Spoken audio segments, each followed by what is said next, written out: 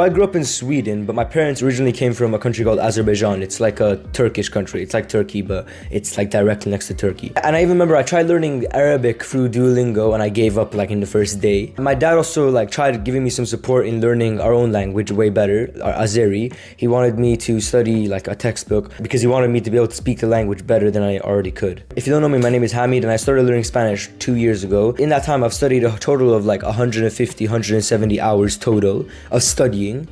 Y ahora puedo hablar con fluidez, puedo hablar de muchas cosas, puedo tener conversaciones con nativos. The only reason I started learning Spanish was because this guy in my class, he made it a trend to study Duolingo and like study Spanish after school, and he started getting better grades because of that. And because I was so competitive, I wanted to, be the best at that. So because now everyone else in the class started studying Duolingo, studying, the respective language, most likely Spanish, I wanted to be the best at that. And so I did Duolingo for like a few weeks and I really didn't like see much result. I was kind of the same level as everyone else. And that was until I found a YouTuber named Ikena. As I was doing research on, language apps, I found a YouTuber named Ikena. He made this video where he ranked different apps, and essentially he recommended an app called Language Transfer, which is kind of like a podcast course. It's like a course that you take and you essentially listen to it and follow the steps. And when I followed the first 10 lessons of language transfer, where he introduced the concepts of cognates, I was just so mind blown because it's like I learned so much without even learning it. And it was just because he taught the concept of cognates, which you probably don't know, but essentially it got me like way ahead of everyone else just in the first 10 lessons, which were each like 10 minutes. And it was so good, I told one of my friends, he literally wanted to gatekeep it. He didn't want anyone else to find out about it. Naturally, because it was a trend to study language apps after school. And so from there I found other language YouTubers like Shauma and Language Lords, and they both had learned Spanish in a very fast period of time, very quickly. And so my goal was to finish language transfer, and then during that same summer of 2022, to use the different things that I learned from these YouTubers who had gotten fluent in like 30 days, to use those methods to essentially try every method and find out which was the best. And so I finished language transfer, and by the end of it, I understood grammar pretty well. Now it was just to start getting fluent. And what was really annoying about this entire thing was that everyone had told you to like get fluent by Duolingo, that Duolingo, Memrise, Babbel, Pimsleur, like all these apps, they say that those are the best apps, and you spend like money on those apps as well. The guy who made it a trend literally bought like premium on Duolingo. Isn't that crazy? He didn't learn anything. And even then, I'd studied from 6th grade to 7th grade and I still hadn't learned anything, which was really annoying because in my previous attempt to learn Arabic or Azeri, I just used the regular method, and of course it didn't work at all. And most people struggle with that same thing in Spanish. So I implemented almost every single method I found. So I did the Anki decks, I did the like Excel sheets of irregular verbs. I did some of the speaking exercises. I tried doing the conversation practice they did. I essentially did every single method during that summer. And I found two main sort of exercises, two main things that would result in me getting fluent. And it really stemmed from me seeing Shauma. In his video, get fluent in like 30 days. And all he did was have conversations. And it just made so much sense to me. I had like an aha moment. When we were kids, we learned our own native language by just doing one thing: listening and speaking. But we didn't just listen to anything.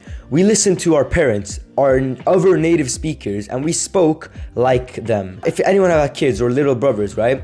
Anytime you, the older sibling, older like parent, whatever, says anything, your kid will most likely repeat that, imitate it. That's what we all did as kids. Kids don't learn, they just imitate what they see, okay? Well, we did that same thing with natives, aka our parents, and that's how we learned our language at a native level. And then I saw a short from Shauma, and he busted a myth about how 8-year-olds or kids are the best at learning language, when every single study on kids, being able to have cognitive abilities and being able to understand patterns are always low. And so then they think, okay, but why are kids so good at learning languages? It's because the method that they use, it's because of how they learned the language. And I realized, wait, if I want to get better at conversations, if I want to learn how to have conversations in Spanish, I have to have conversations in Spanish.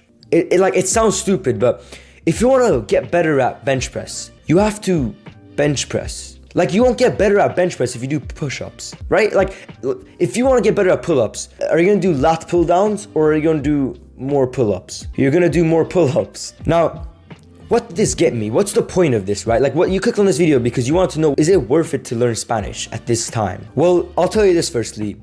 If you're a social person, it will absolutely help your social life. learning Spanish for me, I remember the day I came back, we had a new Spanish teacher. It was like you're able to connect with people so much better when you know the language. I see this all the time. Because I'm fluent in like 4 languages, it's as though you can connect with more people because there's a relatability there, okay? If you and me are the only ones that speak English in a random country, then we'll naturally have a better connection. And so you connect better with Spaniards, which is obviously very nice because you connect with more people, you get to meet more people, you get to communicate with more people. For me, I was able to talk to Spaniards in their own language, which not only made them more impressed, but it also made me seem as like more smart and charismatic in a way. The reason why is because it's like when people see that you're making an effort to learn their specific thing, you get happy about that because people are obsessed with their own interests. And because of that, when you're interested in what their interests, then naturally they will like you more. It's the same as like people like to talk about what they like, and everyone likes their own culture and their own language. I just spat massive spitball there. So if you speak English, then most likely if someone else is learning English and they're trying to speak with you and they're like, smiling and they want to have an active conversation with you, then of course you're going to like them more. People like, especially I notice with the Spaniards and especially like more niche languages, when you learn their language, it's as though they just like you automatically. Second thing is just Latinas. Like everyone knows that. Like it sounds like a joke. I didn't start learning Spanish for this. I just wanted to be the best in my class. But like just Latinas in general, like every guy watching knows what I mean, okay? You can connect essentially with Latinas. And I remember like we had a class trip to, and it's just, the people there didn't really speak English that well. And so being able to speak Spanish with them, it was more so like a helping hand because not only was I able to translate and help around, but it also like convinces people that you're a genius or something. Because like I'm not that smart, right? I would say I'm smart, but I wouldn't say I'm like a genius level, okay?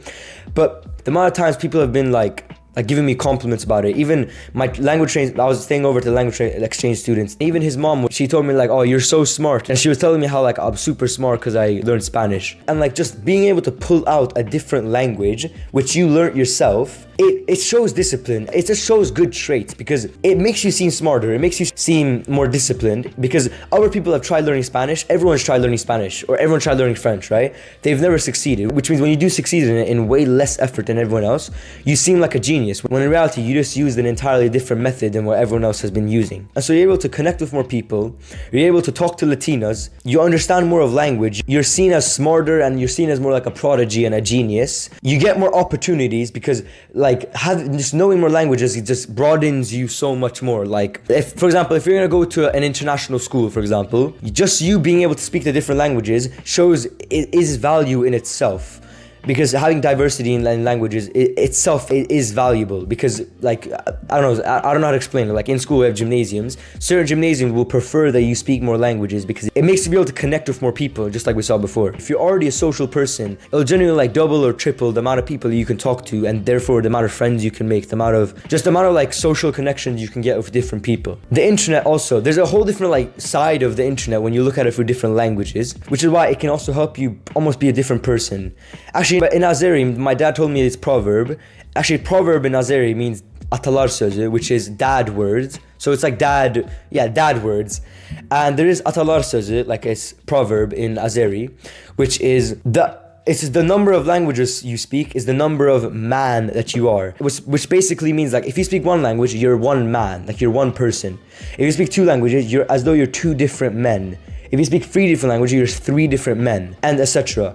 And this makes so much more sense because for like me speaking 4 languages, it's as though when I speak in each language, I'm like a different person. And the great thing about that is it just makes you smarter. I don't know what to explain. It gets you an ability to see things from a different perspective. It's like this joke on TikTok, like you're not the same when you speak in English or when you speak in Spanish. That's what this proverb is about. It's how you're 2 different men, 3 different men, 4 different men when you speak the amount of languages. Because it's kind of like the language defines the person. Like if you see someone speaking in an English accent, you can probably assume that they're, white, Britain, etc. If you see someone speaking Jamaican, you can assume they're black, wearing like Jamaican colors, etc. Right?